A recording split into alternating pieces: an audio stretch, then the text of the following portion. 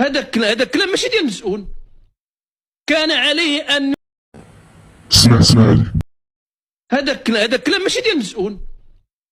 كان عليه ان يعطي التعليمات، يقول الوزراء المعنيين ويقول الادارات الترابيه حلوا المشكل والله يجزيكم بخير بانه الاجالات اللي عطيتو وفوا بها. ومن بين اللجان اللي درتي هي اللجنه الوزاريه المتعلقه بزلزال الحوز.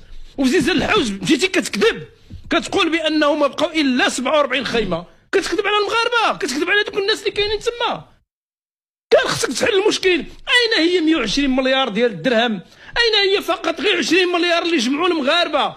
جمعوها بخنشه ديال الطحين وجمعوها بالدرهم وب100 درهم وبالملايين وبالملايير اللي جمعوها لانهم متضامنين. اليوم كنسالوك فين درتيها؟ دخلتيها الميزانيه اللي كيتقلص منها نسبه العجز ذاتيه ان ذاك الرئيس ما دارهاش. جميع القرارات في هذاك المجلس كدوز بالاجماع. لا كان عنده درهم كيوزعوا بالشفافيه وبالنزاهه. المشكل هاد الاشكالات السبعه شوفها، واش هو اللي غيدير الانترنت؟ واش هو اللي غيدير المسالك الطرقيه اللي ما بين الجماعات؟ هذه ماشي اختصاص ديالو.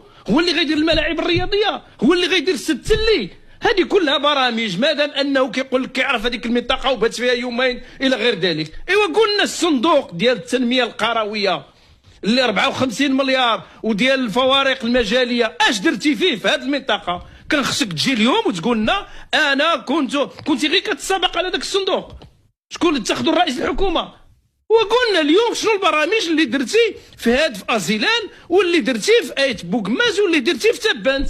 وعلاش مشيتي بتي تما باش ترفه؟ ملي بتي تما راه عرفتي المشاكل مزيان وانا ننكروا عليه مزيان. اسيدي سير حتى دابا بات، حتى دابا ندعوك وسير اسيدي بات وقول لهم راه حليتي المشاكل وتبنى. ياك انت كتقول هذا الشيء سياسي وسير اسيدي بيدك صيفط الاحزاب ديالك، لانه هاد الطريقه باش واجه واحد المسيره سلميه، واحد الرئيس مسؤول اللي اطرها سلميا. هاد الطريقه باش جاوب رئيس الحكومه معناه ان المغاربه كلهم غادي يخرجوا بما فيهم الحوز. الكلام ديال رئيس الحكومه اليوم كيهدم كل شيء. ما بقات الثقه، الناس ما دايراش فيه الثقه لانه كيكذب، لانه ليس مسؤولا. لان المسؤول خصك تعطيه الامل، خصك تحل المشاكل. ايوا قول لهم كيما قلتي هذا راه كيستغلوه، قول لهم بانك غادي تحلو وانتهى الموضوع. انتهى